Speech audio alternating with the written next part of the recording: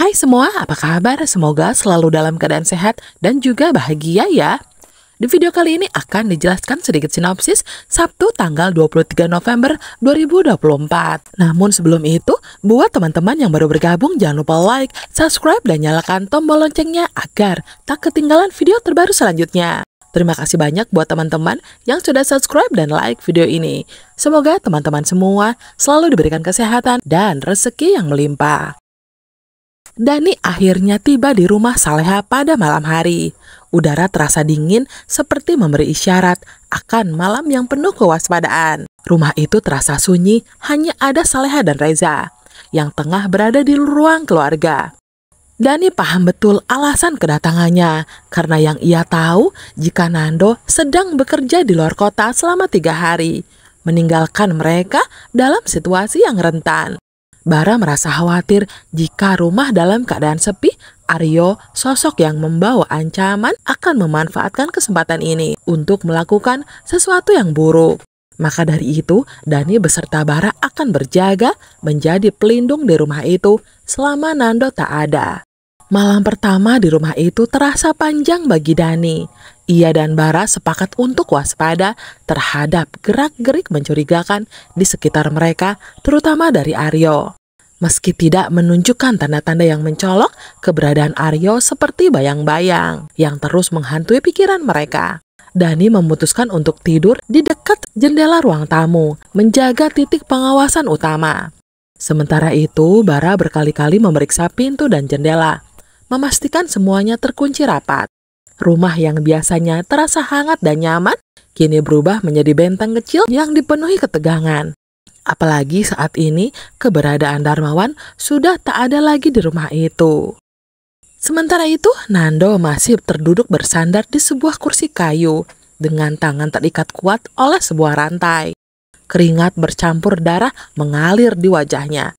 Namun ia tetap memejamkan mata, berusaha mengumpulkan kekuatan dari keyakinannya.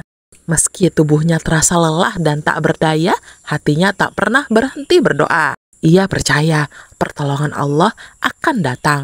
Entah kapan dan bagaimana caranya, setiap detik yang berlalu menjadi ujian berat. Namun keyakinan itu adalah satu-satunya cahaya yang membuatnya bertahan di tengah siksaan fisik dan mental yang diberikan Aryo.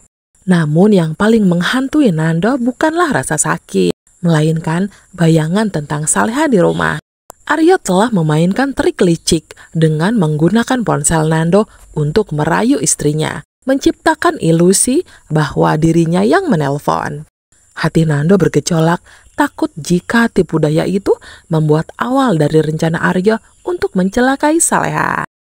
Kecemasannya semakin bertambah, memikirkan betapa mudahnya Aryo menipu dan mengendalikan situasi. Meski tak berdaya, Nando terus berdoa dalam hatinya, memohon agar Allah melindungi istri tercintanya dari kejahatan yang mungkin saja akan terjadi. Sementara itu, di dalam kamar Aryo, Alisa berdiri mematung dengan pandangan tak percaya. Kamar itu, namun yang paling menyita perhatiannya adalah sebuah kamera pengintai yang terpampang jelas di hadapannya, seolah menjadi saksi bisu dari sesuatu yang kelam. Hati Alisa berdegup kencang, firasat buruk mulai menguasai pikirannya.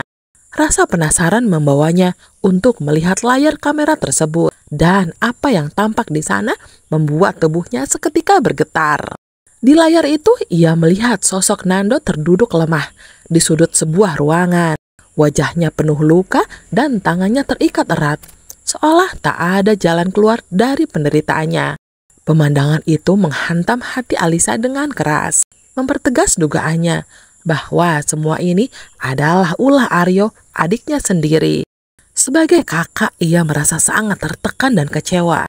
Tak tahu lagi harus berkata apa untuk menghentikan tindakan Aryo yang semakin meresahkan. Namun di tengah dilema itu, hati nuraninya mulai berbicara. Alisa sadar ia tak bisa diam saja dan membiarkan Nando terus menderita. Dengan cepat Alisa mulai merencanakan langkah untuk menyelamatkan Nando. Ia tahu bahwa menghubungi Saleha mungkin bisa jadi pilihan utama. Namun risikonya terlalu besar jika Aryo sampai mengetahuinya. Maka ia memutuskan untuk mencari waktu yang tepat untuk menyusup ke ruangan tempat Nando dikurung. Meski jantungnya berdebar kencang karena takut, tekadnya sudah bulat. Alisa tak akan membiarkan Nando terus menjadi korban kekejaman Aryo.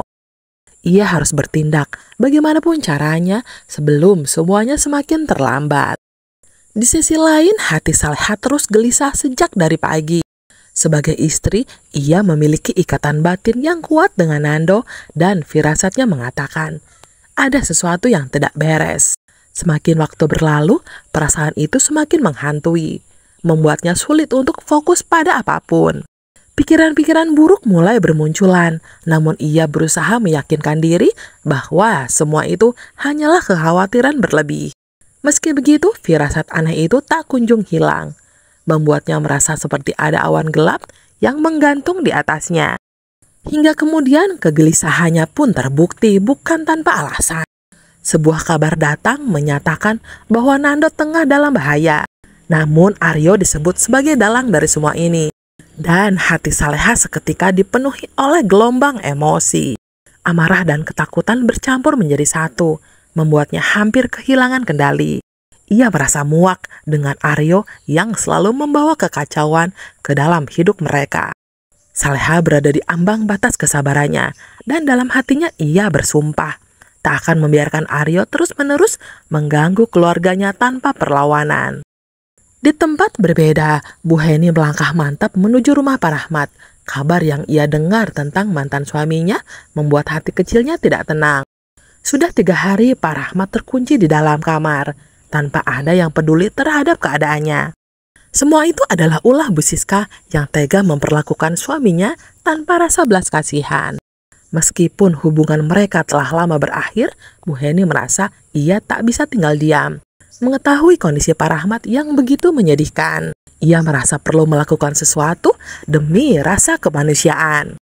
Setibanya di rumah itu, langkah Bu Heni langsung terhenti oleh Bu Siska yang membuatnya dengan wajah penuh kebencian. Dengan tatapan sinis dan nada suara yang tajam, Bu Siska langsung mempertanyakan maksud kedatangan Bu Heni. Suasana memanas, namun Bu Heni tak gentar. Ia berdiri tegak menatap Bu Siska dengan sorot mata yang penuh keberanian. Dengan suara lantang, Bu Heni menyatakan bahwa dirinya datang untuk melihat keadaan Pak Rahmat, sekaligus menolongnya keluar dari perlakuan kejam Bu Siska. Baginya, meski Pak Rahmat bukan lagi suaminya, ia tetaplah ayah dari anak mereka, yakni Nando. Rasa kemanusiaan dan kasih sayang sebagai seorang ibu membuatnya tak tega melihat mantan suaminya menderita.